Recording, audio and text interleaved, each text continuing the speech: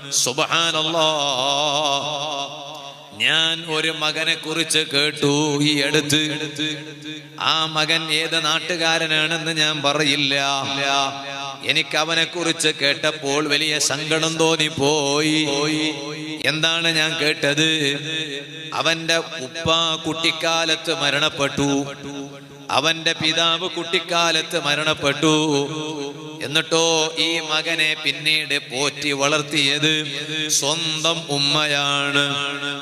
ഉപ്പയുടെയും ഉമ്മയുടെയും സ്ഥാനത്ത് നിന്നുകൊണ്ട് ആ ഉമ്മയാണ് ആ മകനെ പോറ്റി വളർത്തുന്നത്.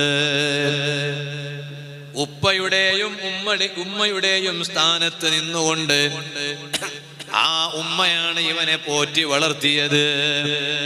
ആ ഉമ്മ ഈ മകനെ പോറ്റി വളർത്തിയത് എങ്ങനെയാണെന്നറിയാമോ? മറ്റു വീടുകളിൽ പോയി വീട്ടുജോലി എടുത്തിട്ടാണ് അതിൽ നിന്ന് കിട്ടുന്നത്. അത് മുഖേനയാണ് ഈ മകനെ പോറ്റി വളർത്തിയത്. ആ ഉമ്മ എത്ര ത്യാഗമാ സഹിച്ചിരുന്നത്. ആ ഉമ്മ ഇവനെ പഠിപ്പിച്ചു. ഇവനെ വേണമെങ്കിൽ ആ ഉമ്മാക്ക് ജോലിക്ക് അയക്കാമായിരുന്നു. ആ ഉമ്മ ഇവനെ ജോലിക്ക് വിട്ടില്ല. മോനെ, നീ ജോലിക്ക് പോകണ്ട, ഞാൻ പോകാം. ആ ഉമ്മ മറ്റു വീടുകളിൽ പോയി വീട്ടുജോലിയെടുത്ത് ഇവനെ പോറ്റി വളർത്തി, ഇവനെ പഠിപ്പിച്ചു, ഇവനെ നല്ല സ്ഥാനത്തെത്തിച്ചു. എത്തിയപ്പോഴോ ഇവൻ വന്ന റൂട്ട് മറന്നുപോയി. ഞാൻ എൻ്റെ അനുജന്മാരോട് പറയട്ടെ, നിലവിൽ നാം എത്ര വലിയ സ്ഥാനത്തെത്തിയാലും വന്ന ഒരു റൂട്ടുണ്ട്. ആ റൂട്ട് മറന്നാൽ എന്റെയും നിന്റെയും ജീവിതത്തിൽ ബറക്കത്ത് നഷ്ടപ്പെട്ടു പോയി, സംശയമില്ല. വന്ന ഒരു റൂട്ടുണ്ട്, എനിക്കറിയാം. ഞാൻ വന്ന ഒരു റൂട്ടുണ്ട്. സുബ്ഹാനല്ലാഹ്, എന്റെ ഉപ്പ കുട്ടിക്കാലത്ത് മരണപ്പെട്ടു. ഒന്നരായ ശൈഖുന മുഈസുന്ന പൊന്മള ഉസ്താദ്, അല്ലാഹു ആഫിയത്തുള്ള ദീർഘായുസ്സ് നൽകട്ടെ. അന്ന് ഉസ്താദിന്റെ ദർസിൽ ഓതി പഠിക്കണ അന്ന് ഈ താടിമീശൊന്നുമില്ല. ആ ഓതി പഠിക്കണ അന്നാണ് എന്റെ ഉപ്പ മരിക്കണത്. ഉമ്മയുടെ ഹിദ്ദ കഴിഞ്ഞു.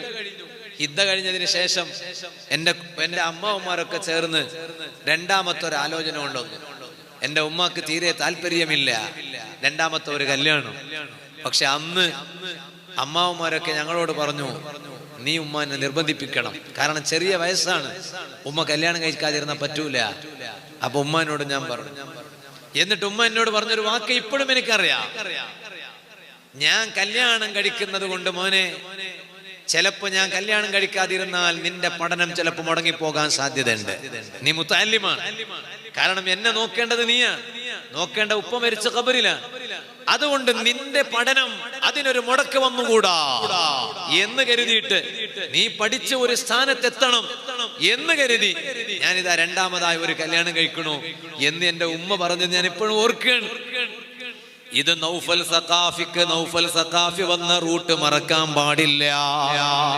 ഞാൻ ഇന്ന് വലിയ വാള് പറയുന്ന ആളാണ്, വലിയ സ്റ്റേജിൽ കയറുന്ന ആളാണ് എന്ന് കരുതിയിട്ട് ഞാൻ വന്ന റൂട്ട് ഞാനങ്ങ് മറന്നാൽ, എന്റെ ഉമ്മാനെ ഞാനങ്ങ് മറന്നാൽ എന്റെ ജീവിതത്തിലുള്ള ബറക്കത്ത് നഷ്ടപ്പെട്ടു പോയി, എന്റെ വാള് കൊണ്ടുള്ള ബറക്കത്ത് നഷ്ടപ്പെട്ടു പോയി.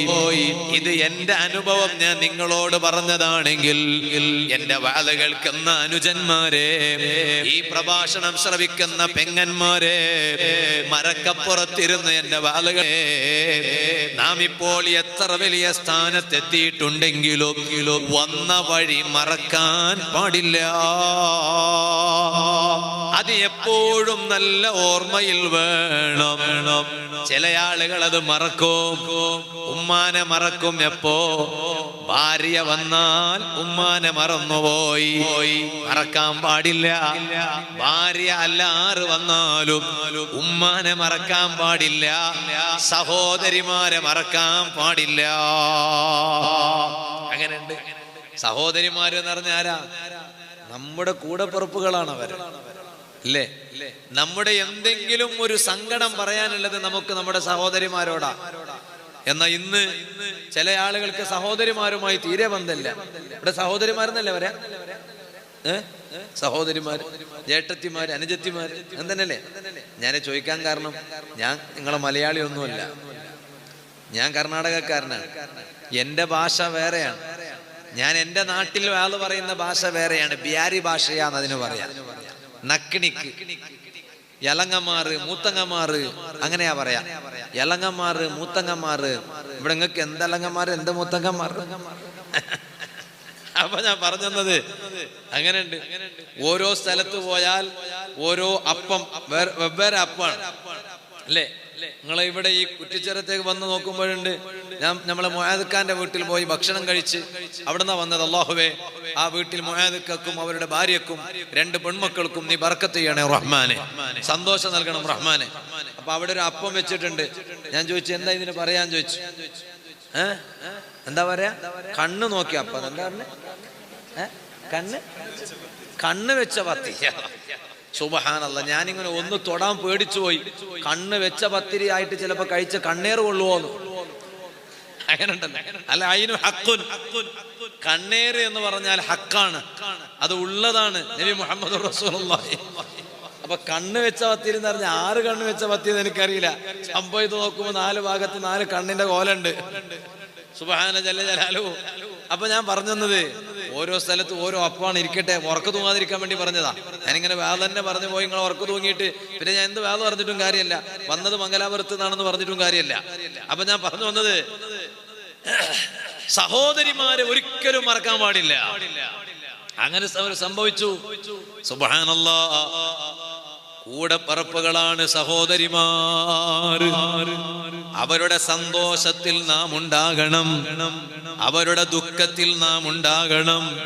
ചിലപ്പോൾ സഹോദരിയുടെ ഭർത്താവിന് നല്ല ജോലി ഉണ്ടാകണമെന്നില്ല. എന്ന് പറഞ്ഞാൽ ഇതിന്റെ അർത്ഥം എപ്പോഴും അളിയൻ തരുമെന്ന് കരുതിയിട്ട്, അളിയൻ തരൂന്ന് കരുതിയിട്ട് അതേ ഒരിക്കലും ജോലിക്ക് പോകാതിരിക്കാൻ പാടില്ല. അതേ സമയത്ത് ഒരു കഷ്ടക്കാലത്ത് പാവം സഹോദരിയുടെ ഭർത്താവിന്റെ ജോലി നഷ്ടപ്പെട്ടു, വലിയ പ്രയാസത്തിലാണ്. ആ സമയത്ത് സഹോദരന്മാര് മനസ്സിലാക്കണം, ആ പ്രയാസത്തിൽ കഴിയുന്ന സഹോദരിയെ കണ്ടില്ല എന്ന് നടിക്കാൻ പാടില്ല. ഒരിക്കലും കണ്ടില്ല എന്ന് നടിക്കാൻ പാടില്ല. അവർ നമ്മുടെ കൂടെ പറപ്പുകളാണ്, സഹോദരന്മാരായ നാം ആ സഹോദരിമാരെ സന്തോഷിപ്പിക്കാൻ കഴിവിന്റെ പരമാവധി ശ്രമിക്കണോ. എന്റെ മകന് ഞാനൊരു കുപ്പായം വാങ്ങുമ്പോ വളരെ പ്രയാസത്തിൽ കഴിയുന്ന എൻ്റെ ഒരു സഹോദരി ഉണ്ട് എന്ന് സങ്കല്പിക്കുക. ആ സഹോദരിയുടെ മകന് ഞാനൊരു കുപ്പായം വാങ്ങണം. അങ്ങനെയാണ്. ഞാൻ ഗൾഫിൽ പോയി വരുമ്പോ അങ്ങനെയാ ചെയ്യാ. ഞാൻ എൻ്റെ മക്കൾക്ക് മാത്രം കൊണ്ടുവരൂല്ല, ഞാൻ എൻ്റെ 3 മക്കൾക്ക് ഞാൻ എന്തെങ്കിലും കൊണ്ടുവരുമ്പോ എനിക്കുള്ളത് ഒറ്റ സഹോദരിയാണ്, ആ സഹോദരിയുടെ മക്കൾക്ക് കൊണ്ടുവരൂ. ഞാൻ എന്തിനിത് പറഞ്ഞു എന്ന് ചോദിച്ചാൽ, സഹോദരിമാരെന്ന് പറഞ്ഞാൽ നമ്മുടെ കൂടപ്പറപ്പുകളാണ്. അവരെ ഖൽബിൽ കൊണ്ട് നടക്കാൻ കഴിയണം, അവരെ വളരെയധികം സ്നേഹിക്കാൻ കഴിയണം. ഞാനൊരു ചെറുപ്പക്കാരനെ കുറിച്ച് കേട്ടു. സുബ്ഹാനല്ലാഹ്, ആ ചെറുപ്പക്കാരനാണെങ്കിലോ ജേട്ടനാണ്. ആ ജേട്ടൻ തറവാട് വീട്ടിൽ താമസിച്ചിരുന്നു. ഇവിടെ വരുമ്പോ കുറെ തറവാട് വീട് കാണും അല്ലേ. തറവാട് വീടുകളുടെ സംഗമ ഭൂമിയാണ് നിങ്ങൾ ഈ ഭാഗത്തൊക്കെ. അങ്ങനെയുണ്ട് തറവാട് വീട്, പഴയ വീടുകൾ എന്നെല്ലാം പറഞ്ഞ് തറവാട് വീട് എന്ന് പറഞ്ഞാൽ കുറെ ആളുകളുണ്ടാവും അല്ലെ, കുറെ ആളുകളുണ്ടാവും, കുറെ അടുക്കളകളുണ്ടാവും. അങ്ങനെ ഉണ്ടാവില്ലേ അടുക്കള അല്ലേ, അങ്ങനെ ഉണ്ടാവും. അപ്പൊ കുറെ തറവാട് വീട് എന്ന് പറഞ്ഞാൽ അങ്ങനെയാണ്, കുറെ ആളുണ്ടാവും, കുറെ അടുക്കള ഉണ്ടാവും, കുറെ ആളുകൾ ഒന്നിച്ച് താമസിക്കും. എന്നിട്ട് ഇപ്പോഴോ തറവാടുകളൊക്കെ മാറ്റി അത്രയും തറവാടുകളൊക്കെ സ്ഥിതി ചെയ്യുന്ന സ്ഥലത്ത് ഒരുപാട് വീടുകൾ ഉണ്ടാക്കി ഓരോ മകൻ ഓരോ വീട്ടിൽ താമസിച്ചു. അത് കുറ്റപ്പെടുത്താൻ പറ്റൂല, അത് ഓരോ സൗകര്യത്തിനനുസരിച്ചാണ്. പക്ഷേ തറവാട് വീട്ടിൽ നിന്ന് മാറുമ്പോൾ ശ്രദ്ധിക്കേണ്ടുന്ന ഒരു പ്രധാനപ്പെട്ട കാര്യമുണ്ട്. നാളെ നാളിതുവരെയായി താമസിച്ചു വന്ന തറവാട് വീട്ടിൽ നിന്ന് ഞാനതാ താമസം മാറ്റുമ്പോൾ, ഞാൻ എൻ്റെ പുതിയ വീട്ടിലേക്ക് മാറി താമസിക്കുമ്പോൾ ശ്രദ്ധിക്കേണ്ടുന്ന ഒരു പ്രധാനപ്പെട്ട കാര്യമുണ്ട്. പിന്നീട് ആ തറവാട് വീട്ടിലേക്ക് തിരിഞ്ഞു നോക്കാത്ത ഒരു അവസ്ഥ ഒരിക്കലും ഉണ്ടാകാൻ പാടില്ല. ആ തറവാട് വീട്ടിലുള്ളവരെ ഇടയ്ക്കിടയ്ക്ക് പരിഗണിക്കണം. ആ തറവാട് വീട്ടിലുള്ളവരെ കാണാൻ പോകണം. ഞാനൊരു ചെറുപ്പക്കാരനെ കുറിച്ച് കേട്ടു, ഇവിടെയല്ല, വേറെ ഒരു സ്ഥലത്തുള്ള ചെറുപ്പക്കാരനാണ്, മലയാളിയാണ്, ജില്ലക്കാരൻ, ഏതോ ഒരു ജില്ലക്കാരനാണ്, ജില്ലയുടെ പേരും പറയില്ല. കാരണം നമ്മുടെ ഈ വഅദ് കേരളത്തിലെ എല്ലാ ജില്ലക്കാരും കേൾക്കുമല്ലോ ഓൺലൈനിലൂടെ.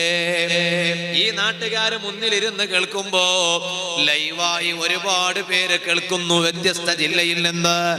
അപ്പൊ ഒരു ജില്ലയിലെ ഒരു ചെറുപ്പക്കാരൻ, അവൻ മൂത്ത മകനാണ്.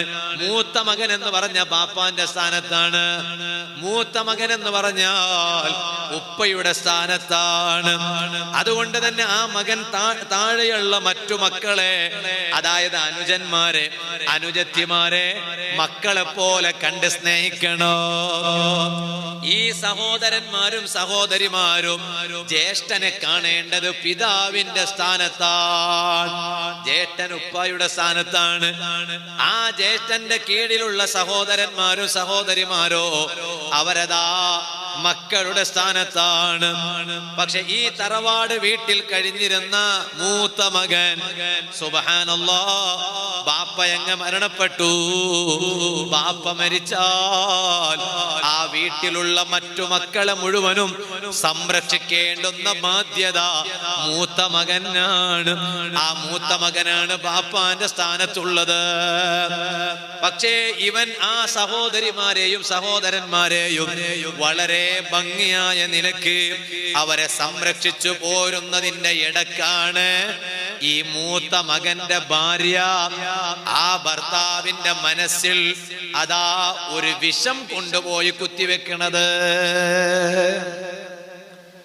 കഷായയിലും ജ്യൂസിലും മാത്രല്ല സ്ത്രീകൾക്ക് വിഷം കലർത്താൻ കഴിയണത്. അങ്ങനെ ഉണ്ടല്ലോ. ഇന്നിപ്പോ പ്രണയിക്കാൻ എല്ലാവർക്കും പേടിയാ. കൂൾ ബാറിൽ കയറിയിട്ട് ജ്യൂസ് കുടിക്കാൻ പേടിയാണ്. അതുകൊണ്ട് തന്നെ സ്റ്റാറ്റസിൽ കാണാൻ, ചെറുപ്പക്കാരുടെ സ്റ്റാറ്റസുകളിലൊക്കെ, ഇനി അഥവാ കുടിക്കുകയാണെങ്കിൽ തന്നെ ഒറ്റ ഗ്ലാസ് ഒന്ന് കുടിച്ചാൽ മതി, 2 സ്ട്രോ. മനസ്സിലാകണല്ലേ നിങ്ങൾക്ക്? നിങ്ങള് കേരളത്തിൽ നടന്നതാ, എന്റെ കർണാടക ഒന്നല്ല.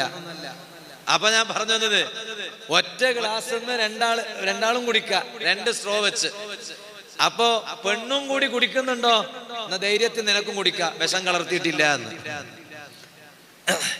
അപ്പൊ ഞാൻ പറഞ്ഞു തന്നത്, പക്ഷെ ഞാൻ എപ്പോഴും പറയാറുണ്ട്, ഒരു സ്ത്രീ നന്നായാൽ വീട് നന്നായി, ഒരു സ്ത്രീ നന്നായാൽ കുടുംബം നന്നായി, ഒരു സ്ത്രീ കേടായാൽ വീട് കേടായി, ഒരു സ്ത്രീ കേടായാൽ കുടുംബം കേടായി. വെറുതെയാണോ? നിങ്ങളൊന്ന് ആലോചിച്ച് നോക്ക്. ഹബീബായ നബി സല്ലല്ലാഹു അലൈഹി വസല്ലം തങ്ങൾ പറഞ്ഞു, മിൻ സഅദത്തിൽ മർഇ, ഒരു മനുഷ്യന്റെ വിജയം തീരുമാനിക്കുന്ന 3 കാര്യങ്ങളിൽപ്പെട്ട ഒന്നാണ് സൗജത്തുൻ സ്വാലിഹ. നല്ല സ്വാലിഹത്തായ ഭാര്യ ആണോ ആ മനുഷ്യൻ വിജയിക്കും എന്ന് നബി മുഹമ്മദുർ റസൂലുള്ളാഹി. നിങ്ങളെ ഭാര്യമാരൊക്കെ അങ്ങനെ തന്നെയാണോ? തന്നെയാണോ? എന്താ നിങ്ങൾക്ക് പറയാൻ ഒരു മടി? അങ്ങനല്ലേ? രാവിലെ നാസ്ത കിട്ടൂല കേട്ടോ. അങ്ങനെയാണെങ്കിൽ പിന്നെ രാവിലെ ചായ ഒന്നും കിട്ടൂല. അല്ലാഹു തആല ഈ ഉമ്മമാരുടെയൊക്കെ ബറക്കത്ത് കൊണ്ട് അല്ലാഹു നമ്മളെ നന്നാക്കി തരട്ടെ. അപ്പൊ ഉറക്ക ആമീൻ പറഞ്ഞുകൊണ്ട് മനസ്സിലായി, അവരൊക്കെ നല്ല ഉമ്മമാരായിരിക്കും. അല്ലാഹു സഹോദരിമാർക്കും ഉമ്മമാർക്കൊക്കെ അല്ലാഹു ബറക്കത്ത് ചെയ്യട്ടെ. എന്നാൽ ആ ഭാര്യയുടെ കയ്യിലാണ് ഭർത്താവ് സ്വന്തം തറവാട് വീട്ടുകാരോട് എങ്ങനെ കഴിയണം, ഭർത്താവ് ഭർത്താവിന്റെ ഉമ്മാനോട് എങ്ങനെ ജീവിക്കണം, ഭർത്താവ് ഭർത്താവിന്റെ ഉപ്പയോട് പിതാവിനോട് എങ്ങനെ കഴിയണം, ഭർത്താവിന്റെ സഹോദരിമാരോട് എങ്ങനെ ജീവിക്കണം, ഭർത്താവിന്റെ സഹോദരന്മാരോട് എങ്ങനെ ജീവിക്കണം എന്നത് ഫുള്ളായി ശ്രദ്ധിച്ച് ആ ഭർത്താവിനെ നല്ലവണ്ണം പാകപ്പെടുത്തി കൊണ്ടുപോകാൻ ശ്രമിക്കേണ്ടത് ഭാര്യമാരാ. നല്ല കുടുംബത്തിൽ നിന്ന് വന്ന പെണ്ണാണോ ആ പെണ്ണിനെ ഒരിക്കലും ഭർത്താവിനെയും ഭർത്താവിന്റെ വീട്ടുകാരെയും തമ്മിലടിപ്പിക്കാൻ മനസ്സ് വരില്ല. അതുകൊണ്ട് തന്നെ കല്യാണത്തിന് ഒരുങ്ങുമ്പോ സുബ്ഹാനല്ലാഹ്, നമ്മുടെ ഒരു കല്യാണത്തിന് ഒരുങ്ങുമ്പോ ഒരു പെണ്ണിനെ കുറിച്ച് മാത്രം പഠിച്ചാ പോരാ, ആ പെണ്ണിന്റെ ഉമ്മാനെ കുറിച്ച് പഠിക്കണോ. അല്ലേ? ഉമ്മാന്റെ സ്വഭാവമാണ് മകൾക്ക് കൂടുതൽ ഉണ്ടാവുക. ചിലപ്പോ മാറ്റണ്ടാവും. ഉമ്മാന്റെ സ്വഭാവമല്ല, മകൾ നല്ല മോളായിരിക്കും, അങ്ങനെ ഉണ്ടാവും. കൂടുതൽ ഉമ്മാന്റെ സ്വഭാവമാണ്. അല്ലേ? അതുകൊണ്ടല്ലേ നബി സല്ലല്ലാഹു അലൈഹി വസല്ലം പറഞ്ഞു, നിങ്ങൾ കല്യാണം കഴിക്കുമ്പോൾ കൂടുതൽ പ്രസവിക്കുന്ന സ്ത്രീകളെ കല്യാണം കഴിക്കണം എന്ന് നബി മുഹമ്മദുർ റസൂലുള്ളാഹി. തസവ്വജുൽ വലൂദൽ വദൂദ, ഭർത്താവിനെ വളരെയധികം സ്നേഹിക്കാൻ പറ്റിയ അൽ വലൂദ്, കൂടുതൽ പ്രസവിക്കുന്ന പെണ്ണിനെ നോക്കി കല്യാണം കഴിക്കണം. അപ്പൊ എങ്ങനെ ഇപ്പൊ കല്യാണത്തിന് മുമ്പ് അറിയാലോ? എങ്ങനെ? ഒരാൾ ചോദിച്ചതാ. അവർക്ക് കല്യാണം കഴിഞ്ഞിട്ടല്ലേ എത്രയാ പ്രസവിക്കണമെന്ന് അറിയുന്നതന്നെ. പിന്നെ നബി സല്ലല്ലാഹു അലൈഹി വസല്ലം പറഞ്ഞ അർത്ഥം എന്താ? കൂടുതൽ പ്രസവിക്കുന്ന പെണ്ണിനെ കല്യാണം അവളെ ഉമ്മയിലേക്ക് നോക്കിയാൽ മതി. നിങ്ങളെ കല്യാണം കഴിക്കാൻ പോകണ ആ പെണ്ണിന്റെ ഉമ്മയിലേക്ക് നോക്കിയാൽ മതി. ഉമ്മ നോക്കുമ്പോ സുബ്ഹാനല്ലാഹ്, ഓരോ പ്രസവത്തിലും ഇരട്ടകളാ പ്രസവിക്കുക. ഉദാഹരണം പറയാ. അപ്പൊ ആ ഉമ്മയെ വിലയിരുത്തിയിട്ട് നമുക്ക് കല്യാണം കഴിക്കാം. എന്നാൽ ഉമ്മ പ്രസവിച്ചു, ഉമ്മ ചിലപ്പോ 10 പ്രസവിച്ചിട്ടുണ്ടാവും, മകൾ ഒറ്റയായിരിക്കും പ്രസവിക്കുക. അത് വളരെ അപൂർവത്തിന് ചിലപ്പോൾ എതിരായിട്ടുണ്ടാവും. അതേസമയത്ത് കൂടുതൽ ഉമ്മയുടെ ആ സ്വഭാവവും ഗുണവും ഒക്കെ മകളിലുണ്ടാവും. അപ്പൊ നബി സല്ലല്ലാഹു അലൈഹി വസല്ലം പറഞ്ഞു, അത് നോക്കിയിട്ടാണ് നിങ്ങൾ കല്യാണം കഴിക്കേണ്ടത്. എന്നാൽ സുഹൃത്തുക്കളെ, ഞാൻ പറഞ്ഞു വരുന്നത് അതാ, ഒരിക്കലും പെണ്ണിനെ മാത്രം നോക്കിയാ പോരാ, ആ അതുപോലെ തന്നെ ഒരിക്കലും ആണിനെ മാത്രം നോക്കിയാ പോരാ, ആണിന്റെ ഉമ്മയുടെ സ്വഭാവത്തെ കുറിച്ച് പഠിക്കണോ. കാരണം എന്തേ? കാരണം കല്യാണം കഴിഞ്ഞു പോകുന്ന നമ്മുടെ മകൾ, അവൾ ഭർത്താവിന്റെ വീട്ടിലാണ് കഴിയുന്നത്. അങ്ങനെ തന്നെയല്ലേ ഇവിടെ തന്നെയല്ലേ? കല്യാണം കഴിഞ്ഞാൽ ഭർത്താവിന്റെ വീട്ടിൽ തന്നെയല്ലേ? എന്താ നിങ്ങൾക്ക് ഒരു സംശയം? അല്ല, നിങ്ങൾ എന്നോട് കള്ളം പറയാ. അല്ല, ഇരിക്കട്ടെ, രണ്ടിനും 2 ന്യായങ്ങളുണ്ട്. ലികുല്ലിൻ വിജ്ഹാ ഹുവ മുവല്ലിഹാ കുല്ലു ഹിസ്ബിൻ ബിമാ ലദൈഹി ഫരിഊൻ. ഓരോരുത്തർക്കും ഓരോ ന്യായമുണ്ട്. ഭാര്യ വീട്ടിൽ കഴിയുന്നവർക്ക് അവർക്ക് ന്യായമായ ചില കാരണങ്ങളുണ്ട്. എന്നാൽ കല്യാണം കഴിഞ്ഞ് ഭർത്താവിന്റെ വീട്ടിൽ കഴിയുന്ന ഭാര്യമാർക്ക് അവർക്ക് അവരുടേതായ ന്യായങ്ങളുണ്ട്. ഞാനിപ്പോൾ ഏതെങ്കിലും ഒരു ഭാഗത്തേക്ക് പ്രത്യേകം ഒരു മാഹാത്മ്യം കൽപ്പിച്ച് ഞാൻ ഇപ്പൊ തൽക്കാലം സംസാരിക്കുന്നില്ല. ഞാൻ പറഞ്ഞ വിഷയം മറക്കരുത്.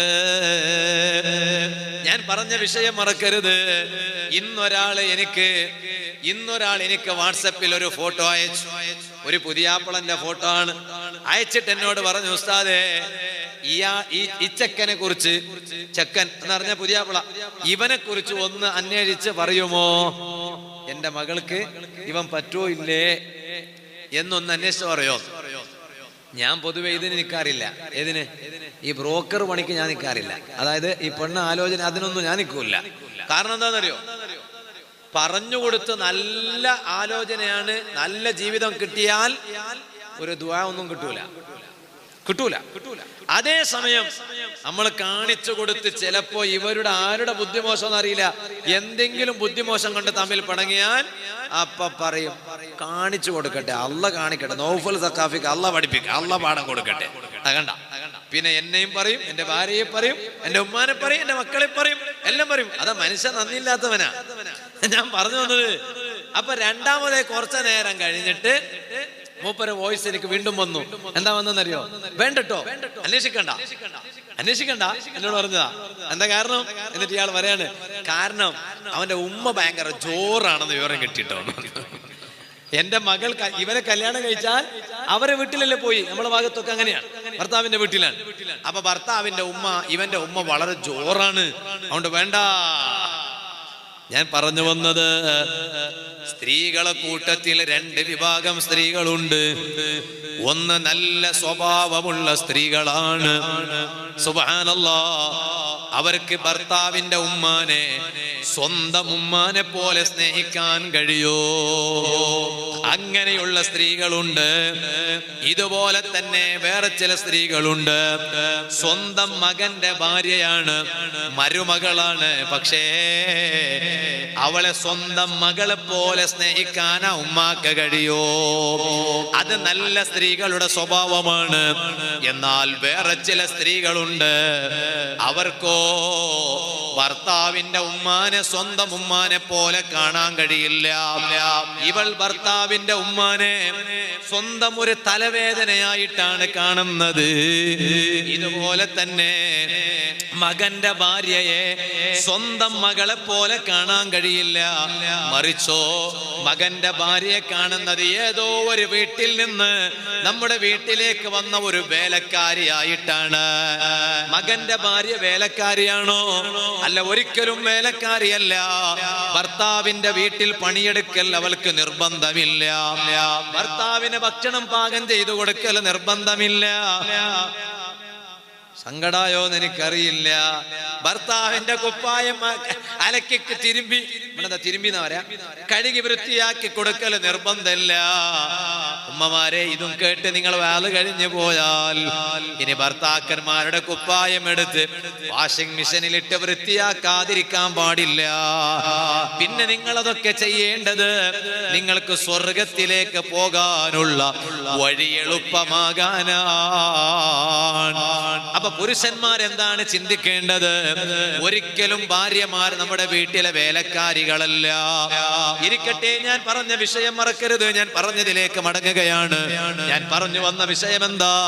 ഈ തറവാടിൽ കഴിഞ്ഞിരുന്ന മൂത്ത മകനുണ്ടല്ലോ, ബാപ്പ മരണപ്പെട്ടു പോയി.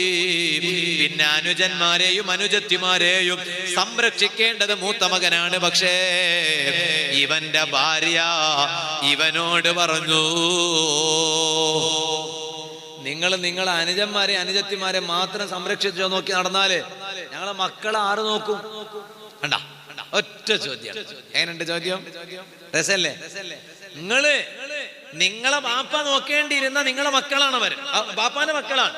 ബാപ്പ മരണപ്പെട്ടു പോയി എന്ന് കരുതിയിട്ട് നിങ്ങൾ അവരെ തന്നെ നോക്കിയിരുന്നാൽ ഞങ്ങളെ മക്കൾ ആര് കാണും? ആര് നോക്കും?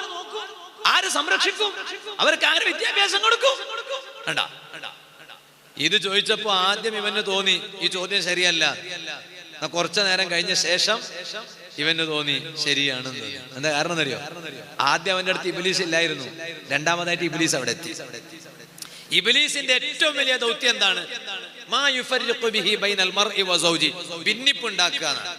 അതുകൊണ്ട് ഭിന്നിപ്പുണ്ടാക്കുന്നതിന്റെ പിന്നിൽ ആരാ പ്രവർത്തിക്കുന്നത് എന്ന് ചോദിച്ചാൽ ഒറ്റ പേരേ ഉള്ളൂ ഇവിടെ. നമ്മളെ കാണാത്തൊരു പേര്. അതാരാ? കാണുന്ന പേര് പലരുണ്ടാവും, കാണാത്ത ഒരു പേരേ ഉള്ളൂ. ഇബ്ലീസാണ് ലഅനത്തുല്ലാഹി അലൈഹി. ഇവിടെ ഇബ്ലീസിന്റെ പേര് കേൾക്കുമ്പോൾ ലഅനത്തുല്ലാഹി പറഞ്ഞ പരിചയമില്ലല്ലേ? ഇബ്ലീസ്. ശരി, ഇബ്ലീസിന്റെ പേര് കേൾക്കുമ്പോൾ ഉറക്ക ലഅനത്തുല്ലാഹി അലൈഹി പറയും. എന്നിട്ടോ രാത്രി ഒറ്റക്ക് കിടക്കുമ്പോ മൊബൈലിൽ ഹറാമം കണ്ട് ഇബ്ലീസിനെ കെട്ടിപ്പിടിച്ച് കിടന്നുറങ്ങും. ഇബ്ലീസിന്റെ സദസ്സ് ഇബ്ലീസിന്റെ പേര് കേൾക്കുമ്പോ ഇബ്ലീസ് ലഅനത്തുല്ലാഹി അലൈഹി. അതുകൊണ്ട് മഹാന്മാര് ചോദിച്ച്, നീ എന്ത് പൊട്ടനാ? മഹാന്മാര് ചോദിക്കുക, നീ എന്ത് പൊട്ടനാ മനുഷ്യ? എന്താ കാരണം? ഒരു സദസ്സിലാകുമ്പോ ഇബ്ലീസിന്റെ പേര് കേൾക്കുമ്പോ ലഅനത്തുല്ലാഹി അലൈഹി എന്ന് ഉറക്കെ പറയുന്ന നീ ഒറ്റക്കിരിക്കുമ്പോ ഇബ്ലീസിനെ കൂട്ടിപ്പിടിച്ച് തെറ്റല്ലേ ചെയ്യണത്? അതുകൊണ്ട് നീ ലഅനത്തുല്ലാഹി അലൈഹി പറയുന്നതിന് എന്ത് ന്യായ ഉള്ളത്? എന്ത് ആത്മാർത്ഥത ഉള്ളത്? അള്ളാഹു നമുക്ക് നല്ല ബോധം തരട്ടെ. ഇബ്ലീസ് അവന്റെ ചെവിയിൽ മന്ത്രിച്ചു, നിന്റെ ഭാര്യ പറഞ്ഞത് ശരിയാണ്. കണ്ടാ, അങ്ങനെയാ മന്ത്രിക്കുന്നത്. മനുഷ്യ, നിന്റെ ഭാര്യ പറഞ്ഞത് ശരിയാണ്. നിനക്ക് നിന്റെ മക്കൾക്കൊരു ഭാവി ഉണ്ടാക്കിയെടുക്കണ്ടേ? അതുകൊണ്ട് നീ ഇതാ തറവാട് വീട്ടിൽ നിന്ന് ഇറങ്ങിപ്പോയി സ്വന്തം ഒരു വേറെ വീട് വെക്കണം. ആ വീട്ടിൽ നീയും നിന്റെ ഭാര്യയും നിന്റെ മക്കളും താമസിക്കണോ? ഈ പറഞ്ഞതിന്റെ അർത്ഥം തറവാട് വീട്ടിൽ നിന്ന് മാറി താമസിക്കുന്ന ആളുകൾ എല്ലാവരും കുഴപ്പക്കാര് നല്ലട്ടോ.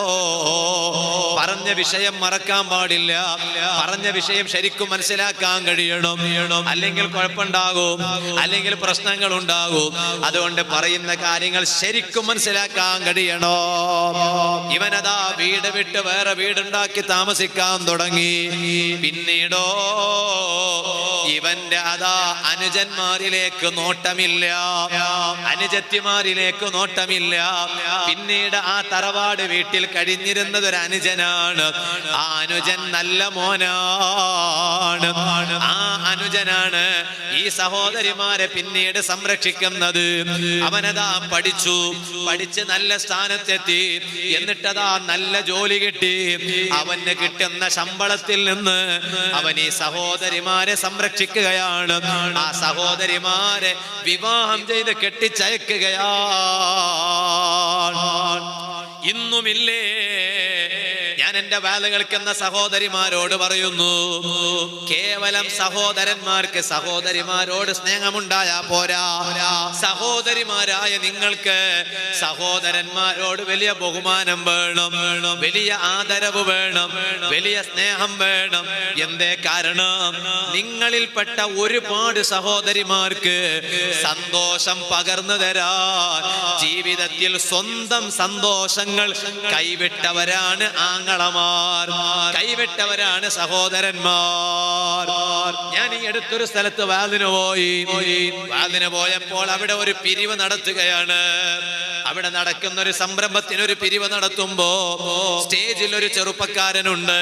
ആ ചെറുപ്പക്കാരൻ വളരെ ആവേശത്തോടെ ഓരോരുത്തരുടെ പേര് വന്നിട്ട് എന്നോട് പറയാണ്, ഇന്നാള് ഇത്ര രൂപ, ഇന്നാള് ഇത്ര രൂപ. അപ്പൊ ഞാൻ തമാശക്ക് വേണ്ടി ഇവന്റെ ആവേശം കണ്ടപ്പോ ഞാൻ ഇവന് ദുആ ചെയ്തു. എന്താ ദുആ ചെയ്ത്? ഇവന്റെ താടി രോമങ്ങൾ നരച്ചിട്ടുണ്ട്. നിങ്ങൾ ആലോചിക്കണം, ഇവന്റെ താടി രോമങ്ങൾ നരച്ചിട്ടുണ്ട്. ഞാൻ ഇവന് വേണ്ടി ദുആ ചെയ്തു, അല്ലാഹുവേ ഇവന്റെ ദാമ്പത്യ ജീവിതത്തിൽ നീ ബറക്കത്ത് ചെയ്യണേ അല്ലാ. പക്ഷെ സ്റ്റേജിലുള്ളവരും സദസ്സിലുള്ളവരും അവിടുന്ന് പറഞ്ഞു, ഉസ്താദേ കല്യാണം കഴിഞ്ഞിട്ടില്ല, താടി രോമങ്ങൾ നരച്ചിട്ടുണ്ട്, കല്യാണം കഴിഞ്ഞിട്ടില്ല. ഞാനപ്പോ ഇവനെ ഒന്നിങ്ങനെ പുറം ഭാഗത്തൊന്ന് മുട്ടിയിട്ട് ഞാൻ ചോദിച്ചു, ഇത്രയും സമയമായി വൈകിയല്ലോ, എന്തിനാ കല്യാണം കഴിക്കാത്ത? അപ്പോഴാണ് സ്റ്റേജിലുള്ളവരെന്നോട് പറഞ്ഞു, ഉസ്താദേ ഒരുപാട് സഹോദരിമാരുണ്ടായിരുന്നു, എല്ലാവരെയും കെട്ടിച്ചയച്ചു.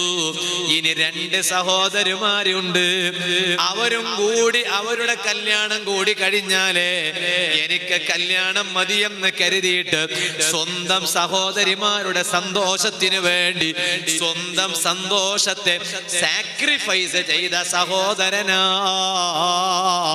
ചോദിക്കട്ടെ സഹോദരിമാരോട്, ആ നിന്റെ ജ്യേഷ്ഠനെ നിനക്ക് മറക്കാൻ പറ്റോ? ആ നിന്റെ സഹോദരനെ നിനക്ക് മറക്കാൻ പറ്റോ? നീ തഹജ്ജുദ് നിസ്കാരത്തിന്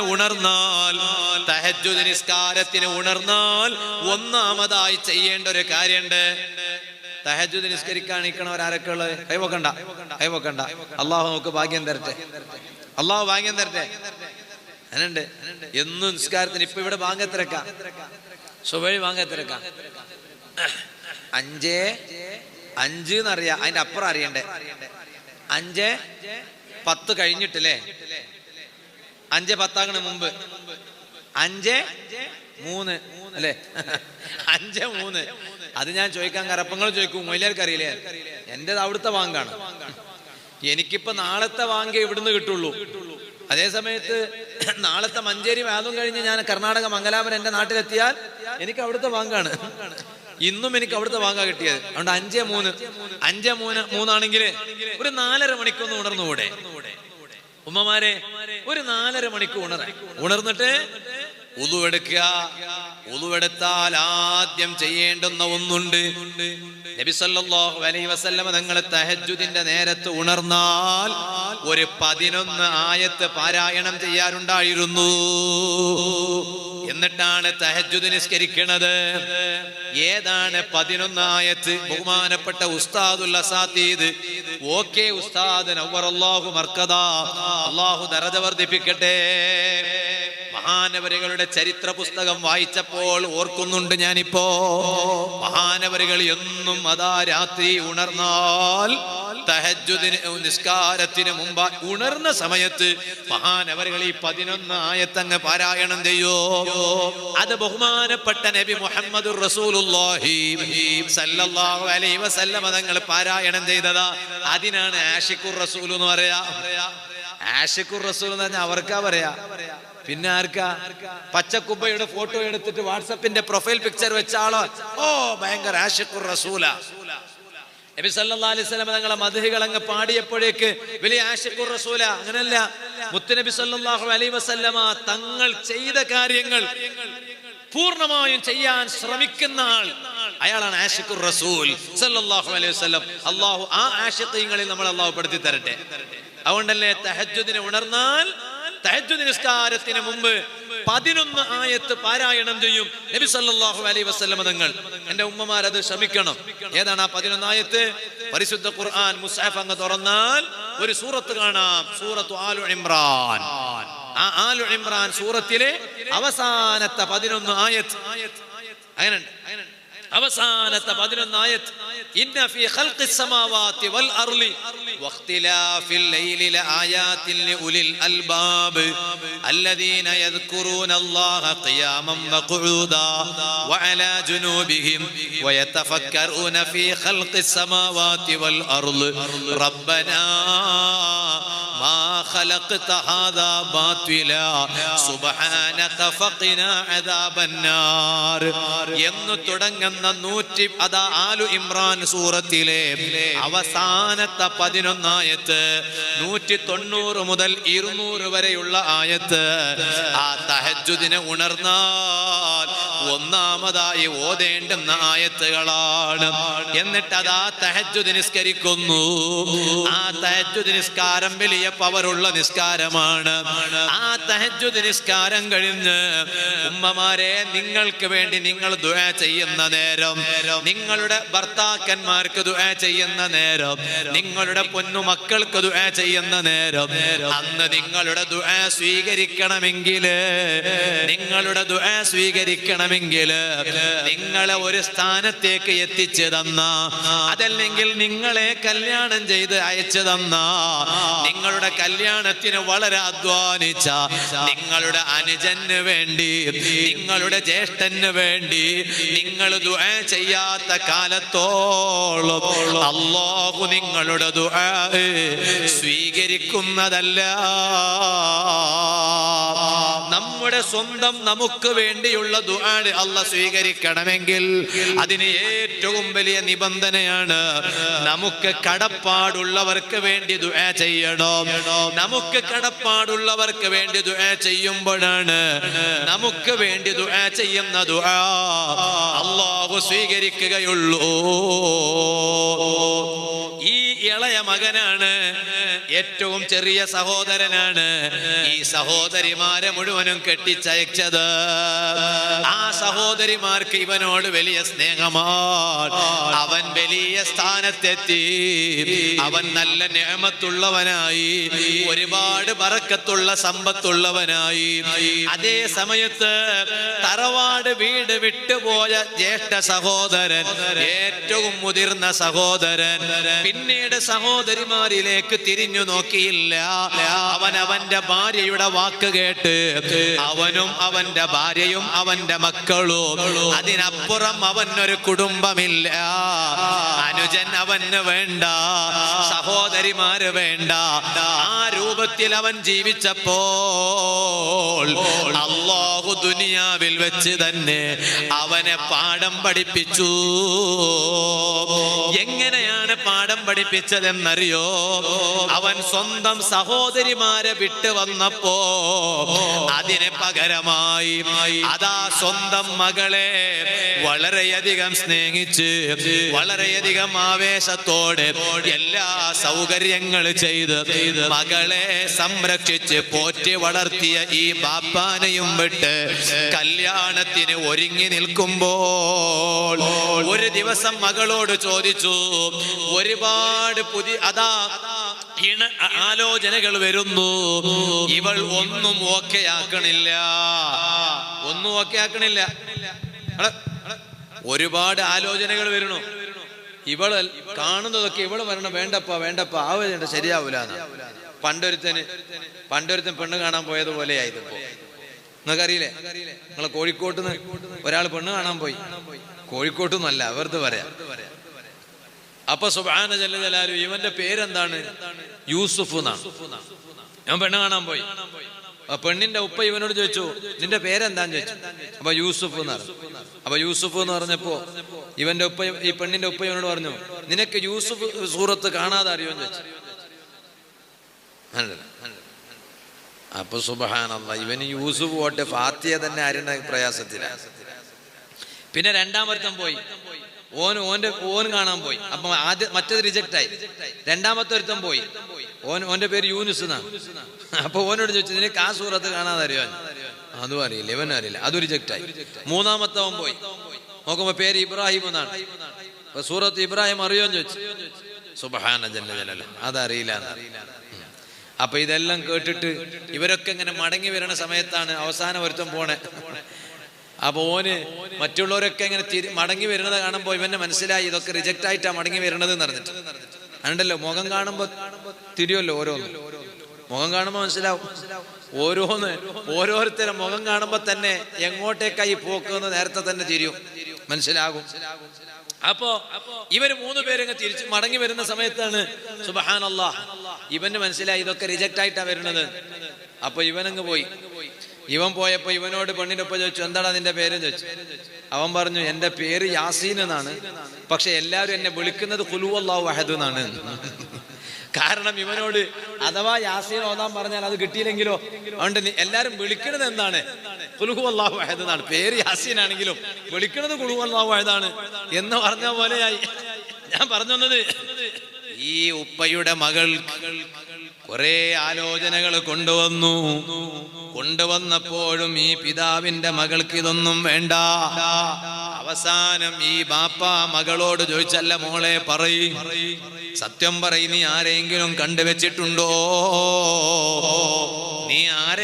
കണ്ടുവച്ചിട്ടുണ്ടോ? അവൾ പറഞ്ഞു, ഇല്ലപ്പ, ഞാൻ ആരെയാണ് കണ്ടുവെക്കുക? അതുകൊണ്ട് ഞാൻ എങ്ങനെ കണ്ടുവച്ചിട്ടൊന്നുമില്ല. അതാ ബാപ്പക്ക് താല്പര്യമുള്ള ഒരു ആലോചന സ്വീകരിച്ച് ബാപ്പയതാ കല്യാണത്തിന്റെ തീയതി നിശ്ചയിക്കുകയാണ്. കല്യാണത്തിന്റെ തീയതി നിശ്ചയിച്ചു, പന്തല് റെഡിയായിട്ടുണ്ട്, അതാ കല്യാണക്കത്ത് റെഡിയായിട്ടുണ്ട്. കല്യാണ ദിവസം വന്നുപോയി.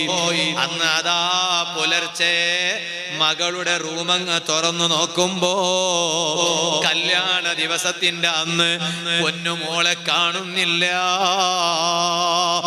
കാമുകന്റെ കൂടെ ഇറങ്ങിപ്പോയതാണ്. ദുനിയാവിൽ ഈ ബാപ്പക്ക് അള്ള കൊടുത്ത ശിക്ഷയാണ്, അള്ള കൊടുത്ത തിരിച്ചടിയാണ്. സ്വന്തം പിതാവ് മരണപ്പെട്ടപ്പോ സഹോദരിമാരെ നോക്കേണ്ടെന്ന ഉത്തരവാദിത്വമുള്ള ഈ ജ്യേഷ്ഠ സഹോദരൻ ഭാര്യയുടെ വാക്ക് കേട്ടപ്പോ സഹോദരിമാരെ അനുജന്റെ കൂടെ നിർത്തിയിട്ട് ഇറങ്ങി വന്നില്ലേ? ആ ഇറങ്ങി വരുന്നതിന്റെ പ്രയാസം എത്രയാണെന്ന് ദുനിയാവിൽ തന്നെ അല്ലാഹു ഇയാളെ കാണിക്കുകയാണ്. സ്വന്തം മകൾ ഇറങ്ങിപ്പോയപ്പോഴാ, ഏതോ ഒരുത്തന്റെ കൂടെ ഒളിച്ചോടിയപ്പോഴാ, വളരെയധികം സ്നേഹിക്കുന്ന ഒരാള്, ആ സ്നേഹിക്കുന്ന ആള് മറ്റുള്ളവരിൽ നിന്ന് ഇറങ്ങിപ്പോകുമ്പോഴുള്ള സങ്കടം എത്രയാണെന്ന് ദുനിയാവിൽ തന്നെ അല്ലാഹ് ഈ ബാപ്പക്ക് കാണിച്ചു കൊടുക്കുന്നു.